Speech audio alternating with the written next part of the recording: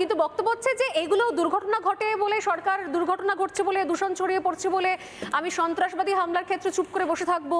আর প্রথমত হচ্ছে যুদ্ধ হয়েছে কোথায়? নরেন্দ্র মোদী তো নিজেই বলছেন যুদ্ধ শুরু হয়নি, এ তো শুধুমাত্র প্রত্যাঘাত ছিল।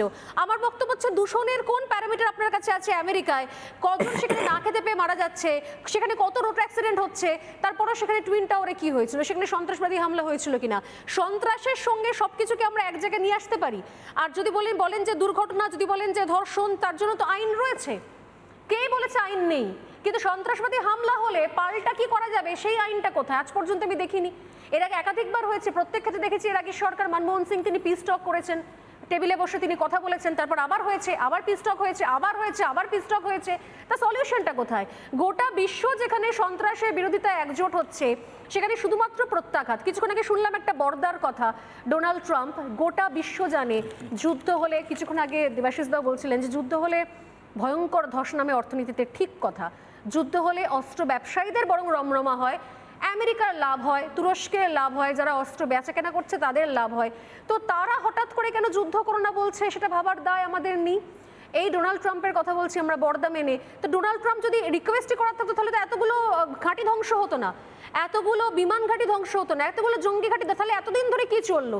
ভারত যেটা করে এলো, যে ছবি ভারতীয় সেনারা দেখাচ্ছেন, সেইটা তাহলে কি চললো? আর তারপর ডোনাল্ড ট্রাম্প বলছেন বলে সব জিনিস থামলো। আমি জানি না যে এই ন্যারেটিভের তৈরির পেছনে কি উদ্দেশ্য থাকতে পারে বা আসলে কি, কিন্তু অপারেশন সিঁদুর তো হয়েছে, পিস টক তো হয়নি। এটা তো গোটা বিশ্বের মানুষ দেখেছেন, ডোনাল্ড ট্রাম্প পর্যন্ত দেখেছেন। দেখে এবার তিনি নিজে দুদিন পর উইথড্র করে বলেছেন যে আমি আসলে সেটা বলতে চাইনি, আমি আসলে সেটা মিন করতে চাইনি, আমি শুধু বোঝাতে চেয়েছিলাম। আমি এই ন্যারেটিভগুলো নিয়ে আমাদের দেশের মধ্যে থেকে বোধহয় একটা ক্ল্যারিটি আসার দরকার রয়েছে, সবার এক জায়গায় থেকে। আমি নিঃসন্দেহে সেটা জানার চেষ্টা করবো। এখানে অরিন্দম দা রয়েছেন, অরিন্দম ভট্টাচার্য অধ্যাপক, কি বলবেন? সময় কিন্তু 3 মিনিট, মানে সবার মতো অতিক্রম করবেন না। একেবারেই চেষ্টা করব সময়ের মধ্যে রাখা। আমি রাজাবাবুর এবং দেবাশিসদার কথাটা শুনলাম, উন্নয়ন, গণতন্ত্র, সমস্ত কিছুই। আসলে উন্নয়ন, গণতন্ত্র এই দুটোই হচ্ছে দুটো জিনিসকেই ধ্বংস করে দিতে পারে। একটা হচ্ছে জিহাদিদের, আরেকটা হচ্ছে ড্রাগনদের। ড্রাগন কারা? এই জিহাদি আর ড্রাগনটা না খুব একসঙ্গে মিশে গেছে।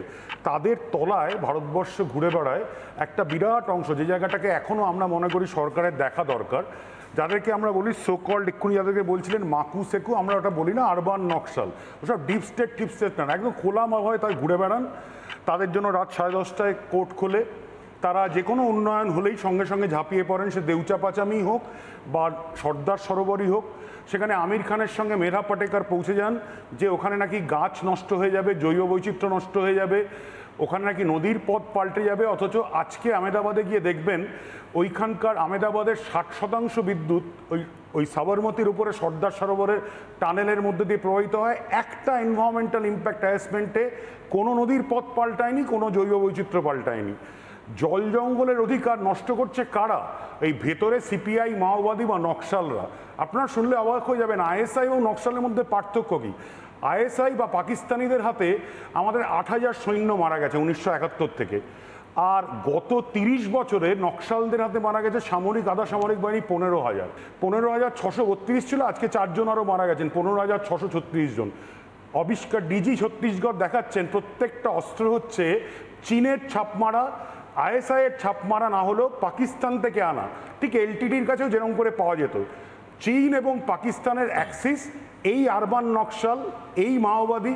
আমাদের পশ্চিমবঙ্গে এগুলো ছিল, চারু মজুমদারের মাধ্যমে এই শয়তানি শুরু হয়েছিল। যারা নিজের চীনের চেয়ারম্যানকে নিজের চেয়ার দেশের থেকে ওপরে রাখেন, যারা ভিসিকে খুন করেন, ভাইস চ্যান্সেলরকে খুন করেন, যারা বিদ্যাসাগরের মূর্তির মাথা কেটে দেন, যারা রবীন্দ্রনাথকে বুর্জোয়া কবি বলেন, তাদের কাছে ভারতবর্ষ আমরা শিখবো না। তাদের এখনও আরবান নকশালরা পড়ে আছেন, আমাদের স্টুডিওতেও তাদের হয়ে কথা বলছেন। অটল বিহারী বাজপেয়ী এবং নরেন্দ্র মোদী দুটি কাজ করেছিলেন। 2000 সালে অটল বিহারী বাজপেয়ী এসেই আমরা ভাবি রাজ্য ভাগ করা, নকশালবাদকে বন্ধ করতে ঝাড়খণ্ড তৈরি করেছিলেন 2000 সালে। এবং ঠিক একই কাজ করেছিলেন নরেন্দ্র মোদী 2014 সালে অন্ধ্রপ্রদেশ ভেঙে তেলেঙ্গানা। এর ফলে যা 2000 সালে 180টা নকশাল অধ্যুষিত ডিস্ট্রিক্ট ছিল, 2019-এ হয়ে গেল সেটা 70টা। এবং আজকে সেটার সংখ্যা, আপনার উইকিপিডিয়া থেকে আরম্ভ করে হোম মিনিস্ট্রি খুলে দেখুন, মাত্র 25টা এসে দেখেছে। বিজাপুর, গোলকুন্ডা থেকে আরম্ভ করে গাছিবল্লির একটু অংশ পর্যন্ত। এবং আমাদের স্বরাষ্ট্রমন্ত্রী কথা দিয়েছেন এই কাঁকড়া বিছেগুলো 31শে মার্চ 2026-এর মধ্যে সাফ হবে।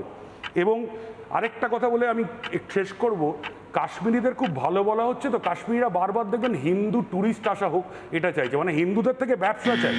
কিন্তু 7 লক্ষ যে কাশ্মীরি পণ্ডিতকে তাড়িয়েছিল সেটা নিয়ে বলবে না 1 লক্ষ হিন্দু কাশ্মীরিকে আমরা দায়িত্ব নিচ্ছি, যাদেরকে একদিনে 19শে জানুয়ারি থেকে 20শে জানুয়ারি সারা পৃথিবীতে কোথাও পাবেন না একটা জাতি নিজ ভূমে পরবাসী হয়েছে, নিজের দেশে থেকে উদ্বাস্তু। আমরা তো বাংলাদেশ থেকে পালিয়ে আসা লোক ছিলাম, কাশ্মীরি পণ্ডিত নিজের দেশে থেকে জম্মু আর দিল্লিতে উদ্বাস্তু। একজন কাশ্মীরি নেতা, একজন কাশ্মীরিও বলেন না আপ আ যাইয়ে টুরিস্ট আ যাইয়ে পুরা শান্তি কা মাহল হ্যায়। আসল কথা হচ্ছে কাশ্মীরি পণ্ডিতদের প্রতিবেশী যে আমার বাড়ি থেকে চলে গেল 30 বছর আগে, তার বাবা বা তার ছেলে বলছে না তার ছেলে ফিরে আসুক। এরা ভেতরে ভেতরে জিহাদি, ভেতরে ভেতরে চাওয়ালা থেকে ঘোড়াওয়ালার মধ্যে সেই জিহাদের বন্ধন।